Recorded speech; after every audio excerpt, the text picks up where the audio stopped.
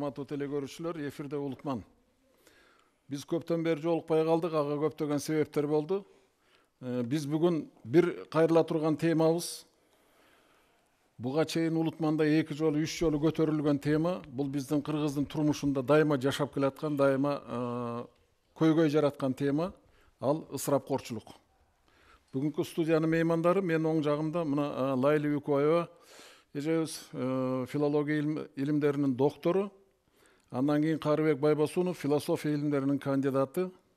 Бул кишилер окумуштуулар. Сол жагымда болсо Октябрь Капалбаев, Кыргыз Республикасынын президентинин администрациясынын жооптуу кызматкери. Андан кийин Рыспай Исаков, Кыргыз Республикасынын эмгек сиңирген артисти, манасчы. Ошентип биз бир кезде Мурзу Бурайымов агабыз менен анын жанында бир топ кишилер менен ушу ысырапкорчулукту бир 2-3 көрсөтүү кылды элек да. А киши буга арнап китеп да жазган, жогорку кеңешке да сунуштар берилген. Бирок жогорку кеңештен дагы эч жактан дагы эч ким бир үн каткан эмес да. Ушул бир нече жылдан бери көтөрүлүп келди, анан эң аягында ким билет, же шайлоочулардын көңүлүн алыш керек болду, же болбосо билбейм, айтор жогорку кеңештен бул демилге чыга калды. Бирок бул ысырапкорчулук жөнүндөгү көйгөй, бул жөнүндөгү биздин талкууларыбыз бир нече жылдан бери келатат да. Элдин канына сиңип калган, биздин ата бабаларыбыздан бери келаткан деген түшүнүк менен денебизден да ажырабай жүргөн бир кайсы бир каада салттарды бүгүнкү күндө кайрадан карап чыгыш керек болуп атат. Анткени жашоонун эрежеси өзү ошондой.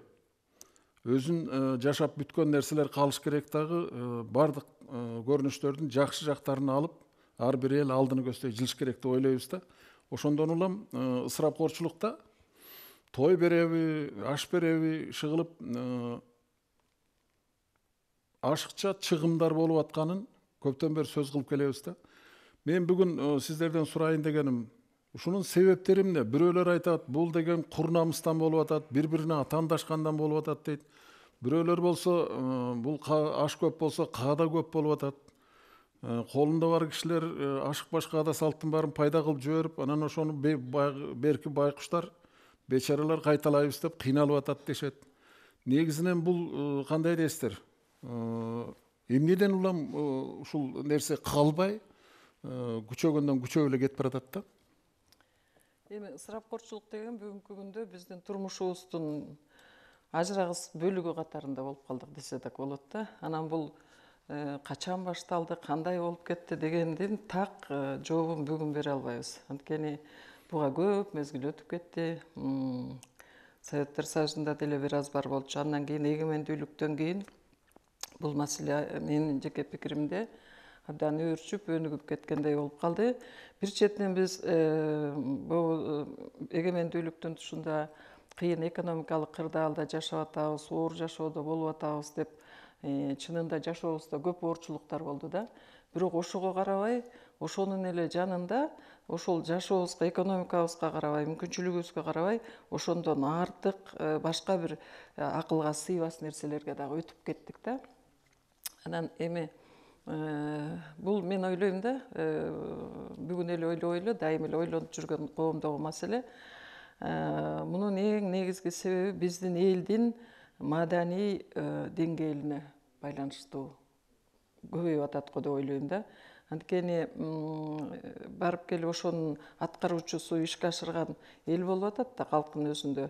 Ошондуктан жана сиз айткан куру намыс, анан кийин эл эмне дейт деген нерселер баягы ошолорго мындай зирек мамиле жасабай, жоопкерчилик менен мамиле жасабай, ал жагы да бар да, куру намыс деген баягы өзүнчө бир неме кылып алып, эталон кылып алып, ошол жагдайда көбүрөөк мындай көңүл бөлгөнүбүз, бул биздин ошо өзүбүздүн деңгээлибизге, маданий деңгээлибизге, рух деңгээлибизге байланыштуу нерсе деп ойлойм.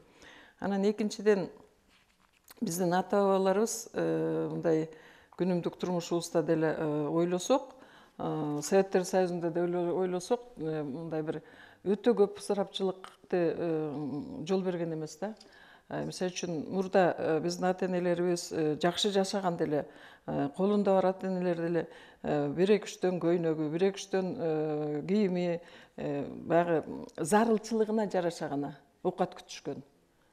Мисалы үчүн үй тирилигиндеги нерселерди деле, башка нерселерге деле өтө зарылчылыгына, муктаждыкка жараша гана ошону гана канааттандырып, анан ошого жараша күнүмдүк турмушун уюштурган.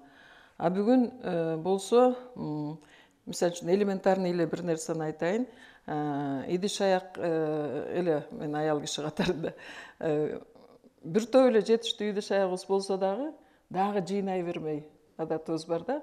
Дагы болсун, тигинде тиги түрү болсун, тигил идиштин жаңысы чыгыптыр, андан алып коелу, тигинин үйүндө тигил турат экен, дагы алып коелу деп отуруп эле. Колдонулбайт да, аны коюп коюш керек. Колдонулбай, баягы витринада тургандай оюндай болуп эле, анан бизде баягы эмне десем болот, потребительский дегендей ушундай психология болуп кетти да.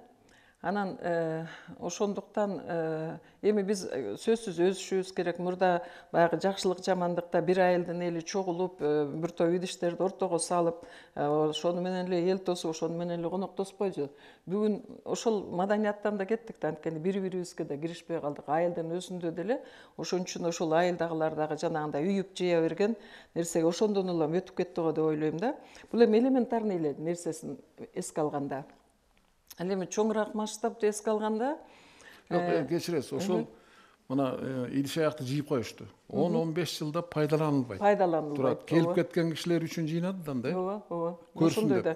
Даже өзүң отуруп бала чакаң менен жакшынакай идиштерден ичкен учурлар өтө сейрек болот. Кээ бир үй бүлөдө такыр эле ичилбейт. Ошо конок келмейинче чаң басып эле тиги немеде тура берет. Демек биздин эл башкалар үчүн жашап жүргөндөй болуп атпайбы? Ооба, ошол Өз үчүн жашабай? Өз үчүн эмес, башкалар үчүн жашаган бул бар биздин психологияда, биздин жакшы жаман жагы барбы? Сөзсүз да. Бир жагы намыска байланышса керек. Экинчи жагы муну ашыкпаш чыгымдарга алып келет да. Ашыкпаш чыгымдарга алып келет.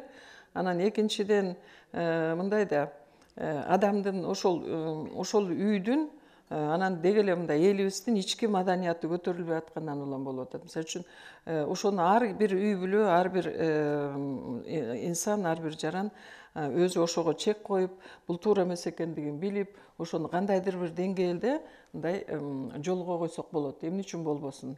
Бирок мисалы ошол үйгө келип кеткен кишилер эмнени сөз кылып кетет? Идиш аякты, килемдерди, шырдактарды. Ал тургай дагы бир нерсени айтайын. Короонун дагы бир эмесин. Кээ бир үй бүлөлөрдө мен сизден сурайын деп атканымда, демек ушуну сөз кылгандын ичинде бул баласына момундай тарбия берип атыптыр дебесе, же болбосо момундай бир жакшы сөздөрдү айтты дебесе, демек бул жөн эле көрдүйнөнүн деңгээлинде ой жүгүртүп калат экен да. Көрдүйнөнүн деңгээлинде. Дагы бир мындай бир чөйрөлөр бар биздин жашоодо көрүп жүргөн. Шернелеш адамдар бар, жакын санаалаш адамдар бар. Ошол кээ бирде ушунчалык бир таң каласың, бир шернеден экинчи шернеге чейин үйлөрдүн баардыгын кайра жаңыртышка аракет кылышат. Пардасынан баштап, идиш аягынан баштап, баягы эле бойдон экен дебесин. Эми биринчи шерне, мындай 5 сезим деп коебуз да. Биринчи шерне тоок сойгондон баштаса, акыркысы жылкы союп бүтүп атат. Сойгондон баштап, илгери ошондой болгон экен да. Тиги илгери бир ошо шернени башташып, анан а дегенде жөн эле койгос улактан баштап отуруп, анан атаандаштык болуп отуруп, анан акырында жылкыга чейин өтүп кетип, анан кийин таптакыр тиги карызга батып, анан араң токтотушкан. араң токтотушкан да. Ошондой болгон экен биздин элдин тарыхында. Ушуну көрүп билип туруп эле ошого эл оозунда бул бүгүнкү күнгө чейин сакталды. Шерненин артында тентип кеткендер болгон деп айтканды уккам. Ушундай бир ошондо биздин эл эмне болгон эл болот? Биздин эл куру намысчыл, атаандашчыл, өзүнүн мүмкүнчүлүгү менен эсептешпеген, көбүнчө жасалмалуулукка жол берген, ушундай бир жаман өнөкөт адатты өзүбүзгө мындай өнөкөт кылып алган эл болуп калдык. Ошол учурда ошол жанагы куру намыстын ар жагында ушу элге кеп болбойн, сөз болбойн, эмне болсом дагы ушулардан артта калып калбайын деген бир биз куру намыс деп атабыз, бирок ал жөн эле бир намыс болуш да мүмкүн экен да. Эми ушунун башка бир немесинде эл да баягы көпчүлүк болгондон кийин ушунун тескерисинче жашаган дагы жакшы адамдарыбыз бар. Мисалы үчүн кимдин эмнеси бар экендигине такыр көз артпайт. Баягы бирөөнүн үйүнө барганда көзүңдү жум деген нерсе бар да. Анын буюмуна, тайымына эмес, ошол кишинин пейилине, ошол кишинин адамгерчилигине, ошол киши менен баарлашуу, ага кандайдыр бир рух дүйнөсүнө эмне берет деп бир мамилелешкендерибиз да бар. Жок эмес, такыр эле оозубузду кучуп менен арчыбайлы. Мындай үйлөрдө барган киши да рахат, тартынбайсың, кысынбайсың. Сенин үйүңдө эмне болуп атканын ал кишилер кеп кылып кетпей тургандыгын түшүнөсүң, мисалы үчүн. Башка маселелер жөнүндө бир мындай сүйлөшүп, баарлашып отуруудан рахат алып кеткен чөйрөлөр да бар. Бирок алар аз. Көбүнчө жанагындай. Эми эң негизгиси дагы бир нерсе. Жаштар ошого көбүрөөк маани берип бараткандыгы бизге кичине ойлоно турган маселе да. Жаштардын немесинде ошо потребительский немени көбүрөөк психологияны сиңдирип, ар бир үйдө көргөн алат, көсө түрткөн алат дейт го. Ошол үйдө төрөлгөн балдар, ошондой психологияда чоңойгон үй бүлөнүн жаштары кийин турмуш куруп, үй куруп, анан өзүнчө жашоо баштаганда көз алдында ошол ата энесинин ошол аралашкан чөйрөнүн үлгүсү турат да. Анан кийин каалайбы, каалабайбы ошондой багытка өтүп кеткен учурлар да көп. Адамда эми эки мүдөө бар го, мен дайыма айтып жүрөм, бул өзү такталган нерсе. Руханий мүдөө бар, анан материалдык мүдөө бар. Ооба. Бизде азыр материалдык мүдөө үстүнө чыгып кетти да. Руханий мүдөө. Капитализм келгенде бул законченемдүү нерсе экен да. Материалдык мүдөө, капитал турган жерде материалдык мүдөө башталат экен да. Анан биздин баягы көчмөндөрдүн нечен кылымдардан бери, кийин Советтер Союзунун учурунда деле ушул бир руханий дүйнөнү көтөргөн көп иштер жасалган да. Ошондон баягы азга каниет кылган бир жакшы психологиябызды азыр заматтын ортосунда жоготуп алгандай болдук да. Биздин мамлекет, биз азыр мына чет элдик меймандар келип, анан мындай айтабыз да, жакыр мамлекет деп, анан биздин жашообузду аралап көргөндөн кийин анан айтышат да, абдан жакыр мамлекет дейсиңер, минген машинеңер укмуштуудай, кымбат машинелер. Мындай биз мындай машинелерди колдонбойбуз өзүбүздө. Мынандай той топурга барса, ушунчалык бир төгүлүп чачылган дасторкон менен жашайт экенсиңер. Үй турмушуңарга келсек, дагы бир башкача. Анан кийин мындай өзүбүз мындай айтканда, биздин экономикалык абалыбызга биздин тирилигибиз, жашообуз таптакыр шайкеш келбегендигине таң калып кетишет да. Өзүндө такыралар да андай эмес да. Мен бир кичинекей окуяны айтып берейинчи сиздерге. 90-жылдардын баш жагында Голландиядан бир кишини жибериптир. Ушундай бир жакыр өлкө бар экен. Барып ошонун кызылча айдаганды, тигүү кылганды үйрөтүп кел деп жибериптир да. Бизде ан кезде кызылча айдалып аткан учур экен. Анан кийин мени суранып калышты, ушул кишини мына шаарга жакын эле бир 3-4 чарбага алып барып, тиги кызылчасын көрсөтүп келчи деп. Анан болуптур деп машина салып алып тиги чарбага алып барсам, кандай чет өлкөдөн конок келди десе, ал кызылчаны көрсөтмөк беле. Ал дасторкон жайып коюптур. Ийилген дасторконду жасап коюптур дагы, тигини шыр эле тамак алып кирди. Ал эртең менен бир мондай төөнүн көзүндөй болгон чашка менен чыны менен кофе ичкен экен. Тиги тамакты көрүп алып, а жерде килейген табакта сорпо, башкасынын баары турат, борсок сорсогунан. Анан көрүп алып, бул эмне дейт? Бул сиздин эртең мененки тамагыңыз, жешиңиз керек. Десе мен мунун баарын жей албайм деп, эптеп сорпону ичирип, жарымынан ашырып, экинчисинен да жегизип, антиминтип анан кийин укмуш тойдум деп чыктык. Чуркап барып кызылчаны көрдү. Анан экинчи чарбага 5 мүнөттө бардык да. Барганда алар дагы тамак аш даярдап коюптур. Арагы менен. Анан бул үчүнчү эмеге барганда мен түшпөйм, кирбеймге чыкты. Анан 4-сүнө бардык да биз. Анан мен 4-сүнө барганда айттым, мунагы тетиги турган киши бир кабагына кар жаган киши туруптур. Айттым, тетиги кишини көрдүңбү дедим. Азыр сен кирбесең, тамак ичпесең, ал жанында турган аялын өлтүрөт азыр. Десем, бак шенчек киши экен, кирип алып анан дагы тамак ичип, арак ичип, анан айтып атпайбы, силерди кедей өлкө деп жиберген мен дейт. Мен силерди мына тамак ашыңарды көрүп алып туруп ишенбейм дейт силердин кедей экениңерге. Чет өлкөдөн келгендин баары биз эчтеке балдарыбызга бербегенди алып чыгып конокко көрсөтөбүз да. Ошон үчүн алар ойлоп атат да. Алар антпейт да. Күндө эле ушундай экен деп Алар эмнени жеп атса ошону көрсөтөт, болду, жанталашпайт. Биз болсо баарын катып отурабыз, киши кара келип калса деген түшүнүк бар го бизде. ооба. Вот ошону балдарга да бербейт, жакшы тамактын баарын коюп коет, киши кара келип калса уят болбоюн деген ниет менен. Анан ошонун тиги чет өлкөдөн келген коноктун тоосунун масштабында ал чоңоюп кетип атпайбы? Анан алар таң калып атпайбы? Кедей өлкөдө ушундай болобу деп. А биздин элдин менталитетин булар билбей атат да. Билбеген. Жок болсо дагы, жана сиз айтып атпайсызбы, ошо 90-жылдарда кыйналган учурда дагы биз ошол ашык башка ада салтты таштабай, той топурга келгенде жок экенине карабай, карызга батып да болсо той өткөзүп антип мынтип жашап аткан эл да. Ушул жагынан анан түшүнүксүзүрөөк болуп атпайбы кичине? Биринчиден жанагы чачып атасыңар, ысырап кылып атасыңар, кесир кылып атасыңар деген шылтоо менен кандайдыр бир башка бизге жат чоочун улуттардын адат салты жылжып кирип келе жатабы дин менен кошо деген коркунучту мен айткым келет да. Эгерде мамлекетти кантип багабыз, мамлекетке кантип налог төлөйбүз, мамлекетти кантип күчтүү кылабыз десек, ысырапкорчулукту ошол аппаратты кыскартуудан башташ керек. Бизде өкмөт өтө зор аппараттан турат. Жогорку кеңештин ар бир депутаттын бир нече мынакей арабызда аппараттын өкүлү отурат, айтар, бир нече жардамчысы бар. Машиненин бензини, телефондорго кеткен акча, командировкалар, койчу, жанагы имараттын ичин кармоонун өзү эле канча. Швециянын башка батыштын мамлекеттеринин 7-8-10-15 эле жетекчиси болот экен. Министрликтерде эле аз. Ошол министрликтерди бизде жылына төлөгөн акчасы 32-33 миллиард сомду басып атат. Канча пенсионерлерге жетет эле, канча завод фабрикаларды курганга жетет эле ошол акча. Ысырапкорчулук ошол бийликтен башталып атат.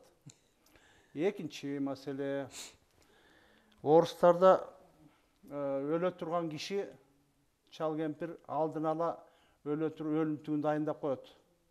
Бир колунан келишинче кенен дайындайт.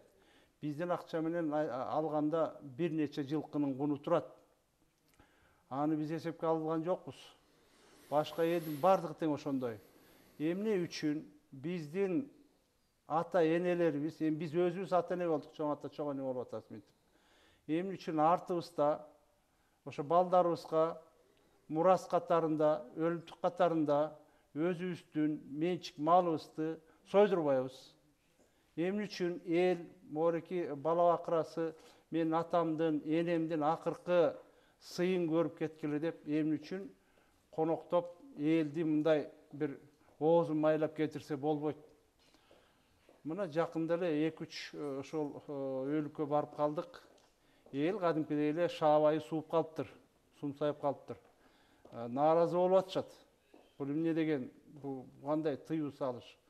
Анан жылкы союп коноктой турган болсоңор 150 сомдон штраф салабыз деп, участковый бир келип зекийт, айыл өкмөтү келип бир келип урушат, райондон бир келип өкүрүп бакырып кетишет экен. Эми ал элге мындай насильственно, элге мындай күч менен тыйган нерсени токтотуш керек го дейм. А кандай кылыш керек деп ойлойсуз? Сиздин оюңуз? Оюна коюш керек. Элдин өзүнүн оюна коюш керек. Эл өзү размерин, жанагы өзүнүн колуна келе турган ишин өзү билет. Эл мындай келесоо эмес. Эл тиякка бас десе тиякка бас, биякка бас десе биякка басып айдап кете турган баягы мал эмес да. Каке кеп колунда бар кишилер жөнүндө болуп аткан жок. Алар каалашынча чача берсе болот. Кеп колунда жок, ортодон ылдый жашаган кишилердин тагдыры жөнүндө болуп атат да, себеби тигилердин жасаганы каада салт болуп кирип кетип атпайбы? Анан беркилер кыйналып атат. Аларды эмне кылыш керек анан? Эми ар бир жарды киши деле өлүп бара жатканда бирден уй, бирден жылкысы болот. Сөзсүз 5тен кою болот. Бирок азыр андай адамдар жок. Деги эле 5 кою бар, 2 жылкысы калыптыр деген адамды мен көрө элекмин, уга элекмин. ал соя турган малы ар кимдин өзүнүн өлүмтүгүнө жете турган каражаты ар бир үй бүлөдө бар. Анан аны тиги силер жардысыңар деп ого өтөр кемсинтип элди, ого өтөр басмырлап, анан болбойт, мындай болбойт, анан салтыңарды өзгөрткүлө деген нерсе кирип кетти. Дагы нерсе Түгөлбай байке бир жамандыкта баягы кечки тамагын берет дейм Куда сөөгө алыстан келгендерге. Корунуп берип атат, ошо бере турган, тарта турган кичинекей устукан корунуп атат. Дагы бирөө айтып барбаса экен, узун кулак чыкпаса экен деп. Ушунчалык элди кемсинтиштин эмне кереги бар? Ушул тапта так. Анан ансас келгенсип, менин жакын эле бир мындайраак тууганым десем болот, эми кайын журт жактан болот. Отуруп алып, жана колго суу куйганда оң кол жактан айлантып, анан тамак бүткөндө сол кол жактан айлантат го. Ал отуруп алып туруп, сакалын экчеп алып туруп, жок, шарият боюнча оң жактан гана болуш керек, сол жактан болбойт деп атат. Эми ал анчалык зомбулукка, анчалык диний зомбулукка кетпеш керек. Мен мынакей Курандан эле келтирейинчи ушу маселени. Бакаранын 261, 262, 263 аяттарында турат. Алла жолунда мал мүлкүн каржы кылгандардын мисалы ар бир сабагында 100дөн дана алып, 7 сабакты өсүп чыккан данын уругуна окшойт. Алла каалаганына эселеп көбөйтүп берет. Алла парвардигер, билүүчү Кудай деп атат. Алла жолунда мал мүлкүн каржы кылышкандан кийин аркасынан каржы кылгандарын милдет кылып кекетпей, кейип кепчибей, иренжитпей жүргөн пенделер бар. Аларга мунун акыбети эгесинен берилет. Аларга коркунуч да жок, аларга кайгы да болбойт. Анан жакшы сөз да, кечиримдүү болуш да аркасынан кейип кепчип иренжиткен садакадан жакшы. Күйөрман да түгөнбөс байлыктын ээси да Алла өзү деп уруксат берип атат. Алла өзү уруксат берип атат. Анан каяктагы тиги эмне деп атышат, жанагы түгөт, тиги адамдын ырыскысын түгөткөн нерсени айтып атышат. Каяктагы ырыскы чачмай, каяктагы нафса деген жок. Бул жерде дин деле каршы эмес, илим деле каршы эмес, биздин салт деле каршы эмес. Салт бекеринен келип чыкпайт. Ошону мындай бузбаш керек да. Кылымдардан бери иштетилип, адамдарга пайдасы тийип келе жаткан нерсени таптакыр эле бир заматта эле жоюп таштап эле анан силер исраф кылып атасыңар эле деп эле сайрай берсе болбойт. Мен ушуну айткым келет. Ушул жөнүндө сөз болгондо дайыма бир кишилер табылат экен да, элдин үрөйүн учурган пропаганданы таратып баштайт. Мына тойго тыюу салынат экен деп. Тойго тыюуну эч ким салган жок да. Ошентип тамаданын баарын коркутуп, артисттин баарын коркутуп, мындан ары той болбойт экен дегенге чейин сөз таратып ишти да. Тойго эч ким тыюу салган жок. Этке эч ким тыюу салган жок. Мына азыр айтып атасыңар, тигини сойбойсуңар, эчтеке бербейсиңер деп эле баарын кыйнап атат деп. Антип эч ким кыйнаган жок да. Эч ким кыйнаган жок. Ошол эле сиз окуп аткан Куран шариаттын өзүндө, мисалы үчүн адам каза болгон үйдө 7 күнгө чейин от жагылбаш керек, тамак жасалбаш керек деп турат, туурабы? Андай мен жолуктура элекмин. Шариаттан мына карасаңар, сурасаңар 7 күнгө чейин молдолор деле билет муну. 7 күнгө чейин от жагылбаш керек, тамак жасалбаш керек, жакындары тамак аш алып келип бериш керек деген турат. А жерде эмне болуп атат? Эгер андай эле биз шарият менен жашай турган болсок, анда жерде тескерисинен болот атпайбы? Эми шарият дейбиз, шариятты адамдар түзгөн. Жок, ошо шариятка тууралайбыз десек, анда шариаттын ошол эрежесин алыш керек. Анан жок, бизге мунусу керек болгондо муну алып, тигиниси керек болгондо тигини алып жашасак, анда биз эмне болгон эл болобуз? Же дин боюнча жашабаган, же өзүнчө бир жашоо эрежеси менен кетпеген, бар чалдык үйдө болуп кеткен эл болуп атпайбызбы? Чалдык үйдө болбойт эле, жөн эле элдин эркине коюш керек эле. Эч ким деле даттанып ак үйгө барган жок, эч ким митингге чыккан жок. Мен ашык жылкы союп жибердим эле, карыз болуп калдым эле деп. Эми ал эгерде ошондой эле ашык кеткен болсо, андайлар өтө сейрек учурайт. Өтө сейрек учурайт. Мындай карыз болуп калгандар, той кылып алып банкрот болгондорду угуп жүрөбүз. Бирок андай бул жалпы массалык нерсе эмес. мен айтайын дегенім, елге тыю салып, елді кемсінтпеш керек. Елді келе сол көрбеш керек та. Жоқ, тыю деп нені айтып атасыз? Эмнени тыю салып атат? Малды, мисалы үчүн, бир жылкыдан ашык сойбогула, же болбосо 3 эле кой сойгула, 1 эле кой сойгула деп атышыптыр. Тыйып атыптыр. Кааласа 10 жылкы сойсун. Мен ошону айтып атам. Жанагы мурдагы күнү мынакей бир эже 92-деги эжелер каза болду эле эже. Балдары корунуп, жылкы сойгондон коркуп, тетиги башка айылга сойдуруп, ошол этти көтөртүп келип атат. Мына тыюу деген. Жерлерде баягы бөрк ал десе баш алып жатышат азыр. Сиз байкайсызбы? Мына Кыргыздарда киши каза болгон жерге жылкы союлбайт экен десе канча киши келет? Топурак салганы. Аз киши келет. Өтө аз киши келет, туурабы? Ооба. Демек, эт жеш үчүн келип аткан турбайбы? Ага күйүп бышып келсе баары келбейт беле? Эми эт жеш үчүн эмес, ал жерге ошол кишинин сыйын сыйлаш үчүн келет. Азыр ачка калган эч ким жок. Топсагы ток деле барып атышат. Тигинин жакыны өлүп атса, бул ошонун сыйын көрөйүн деп барабы? Топурак салайын, тиги өзүнө көңүл айтайын деп барбайбы? Сыйын көрөйүн деп барабы? Жок, мен буга каршымын, буга макул эмес. Мен эл эт жейин деп барбайт. Азыркы эл ток. Элге ошол кишинин баягы акыркы зыйнатын көрүш үчүн албетте конференция өткөрсөң деле тамак берип атпайсыңбы? Так? Жок, ал конференциянын иши башка. Жана сиз макул болуп атпайсызбы? Мына жылкы союлбайт десе, аз киши келет. Ошол чындап күйгөн кишилер келет. Туурабы? Топурак салайын деп, тиги жакын кишисинин жанында турайын, көңүл айтайын деп келет. Андан башка жерде чоң деле программа жок да өзү. Мына адам каза болгон жерде эмне кылат жакындары келип? Көңүл айтат, топурак салат дегендей, бата кылат, жерге берет, жардамдашат. Андан башка эмне болушу мүмкүн жерде? Ушул жерде мен кошулуп кетейинчи. Мынабеки илгертеден бери баягы мал сойгон немелер боюнча бул каада салт болуп калган да бизде. Анан бүгүнкү күндө ушундай бир туура эмес пикирлер болуп атат да, тамак жегени келет. Мына азыр сиз да айтып атасыз, эт жылкы союлбаса киши келбей калат деп. Кыргыздарда мындай тарыхыбызды карасак, байыркы маданиятыбызды карасак, кыргыздарда сөөктү узатуу аябай ыйык болгон. Биринчи жолу сөөк бир жамандык чыкса, бардык жакынга, тууганга, жет атага чейин кабар берилген, туурабы? Эгерде ошол кабар берилбей калса, бизге кабар берилбей калды деп алар аябай нааразы болуп, бир канчага чейин мындай кусамат болуп жүрүшкөн, тууган ичинде дагы. Андан кийин экинчиден ошол жет атага чейинки уккан кишилердин бардыгы келип топурак салыш керек. Тамак ичиш эмес, топурак салыш керек, көз көрсөтүш керек деген. Маселе ошондо да. Маселе ошондо да. Сөзсүз ошол учурда өлүк үстүндө болуп, жаманчылык болгон жерге кайратын айтып, бел болуп, анан кийин ошол жерде тиги алардын жанында туруп, анан кийин сөөктү узатуу немесине зыяратына катышыш керек болгон да. Анан топурак салган. Топурак салбай калса дагы ал абдан чоң уят болгон.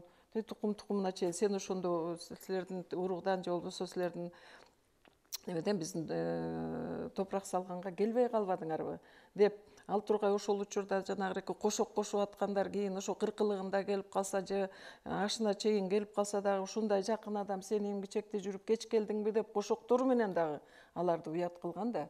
Мисалы үчүн анан ошон үчүн анан баягы тоолоп жүргөн учурларда анан алыстан келгендерге баягы колунан келген тамагын берип, мурда баягы коюн союшчу экен, уюн союшчу экен. Анан кийин баягы көчмөндүк турмушта суук болгон үчүн жылкынын этин, эмнеге жылкы союп калганбыз дегенге келгенде, жылкынын эти баягы тоң бойт, кичине немеге сактоого жакшы болгондуктан анан жылкы сойгонго өтүшкөн экен да.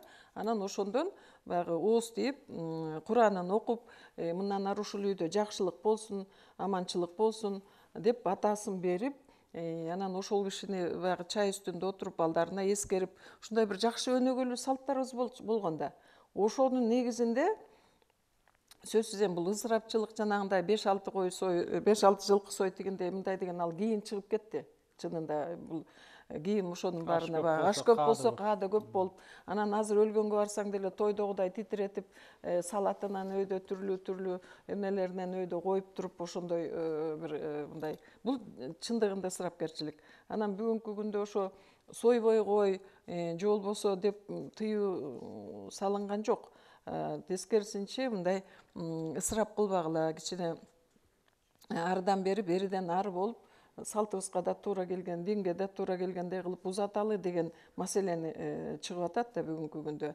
Анан аны баягы чала молдо дин бузат деп айыл жердегинде дагы ошону молдолор бузуп атат да. Жок, такыр сойбогула. Билесиңер, бир убакта коммунисттик партиянын учурунда Куран окулбасын деп.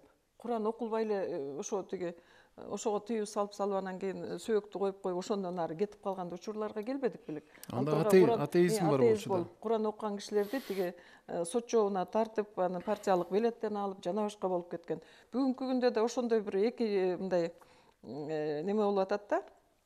Мен да баягында бир жакындарыбыз каза болсо, айылдын молдолору келип алып, эч нерсе сойбойсуңар, анан сойбосоңор биз өлүп кое турган жерден, өздөрүнүн жери бар экен, бул жерден жер бербейбиз деген абсурдка чейин барып атат да. Бул жерден жер бербейбиз. Силер анда тиги кошунанын айылына барып, детиги жерден барып коесуңар деп ошол чыркырап тиги ыйлап турса, тиги энеси, үй бүлөсү ошентип молдолор өзүнүн ультиматум кылып ошондой нерсесин айтып атат. Бул нерсе туура кабыл алынбайт, кандай сөз айтылса дагы. Ошон үчүн динди жайына коелук.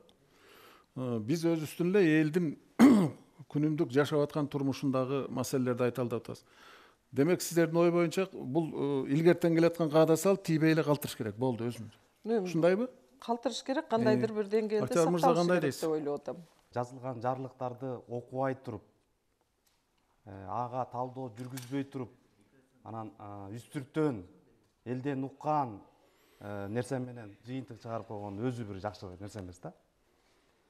Мен өзүм адисмин, мен өзүм этнографмын. Ошо каада салт изилдеген адаммын да. Салт деген бул калып, же болбосо эреже, тартип деген эле жөнөкөй сөз менен айтылат. Салтты адамдар чыгарат, бирөө түзөт. Ошол салттарды мына бүгүнкү күндө мындай ревизия кыла турган мезгили келип жетти да. Ревизия кылбагандыгыбыздын себебинен ушундай нерселер келип атат. Анан мынакей мисалы ушул өлгөн жөнүндө сөз болуп атабыз. Өлгөндө мындай бир салт бар эле. Эр өлсө, аялы бетин тытчу эле. Бетин айырып, бетин тилип, ошол салт калды да. Калды. Чачын жайып 40 күн, баягы кош өрүмүн жазып, кошо көмгөнү, мисалы менен Сайкал энебиздин, Кыз Сайкал энебиздин Манас атабыз менен кошо көмүлгөнү. Ошого Манас эпосунда дагы ушундай бир эпизоддор бар да. Мына ошол нерселерди улам мезгил өткөндөн кийин коомдун ыргагына жараша, коомдун өнүп өсүшүнө жараша, элдин менталитетине жараша ушул салт саналарды атайын мындай көзөмөлдөп турган бир аксакалдар кеңеши, Чырдөбө, Чечтебөдө ушинтип аксакалдар ушулардын баардыгын тең бир иретке келип турган да. Бүгүнкү күндө ошол жана жарлыкта айтып атат, ошол ысырапкорчулукту азайталы. Бул жерде мамлекет же өлкөдөгү адамдар, кызматкерлер отуруп алып элин кемситкен жок, элин кортуткан жок. Билимдүү адамдар, илимдүү адамдар биз эгер ушинтип отурсак, анда биз эми алдыда жүргөн адамдар, биз элге жол көрсөтөбүз деп аткан адамдар ушинтип тура эмес жакка бура турган болсок, жашынакай нерсени, суунун башын ылайлай да турган болсок, анда кыйын болуп калат. Мына Түгөлбай агай сиз туура айттыңыз. Кыргыздын да бир салтын ушундай болгон. Адам өлгөн жерден 7 күн даам сыздырган эмес. Казан аяктын барын калтыратып, кайра арбак келбесин, арбай келбесин, үмүт өтүп келбесин. Жана тул коюу, тул жасоо деген салт болгон. Камчыга нике кыйуу деген салт болгон. Тулга отургузуу деген. Анан мына ушулардын баардыгын тең акырындык менен алар калды да.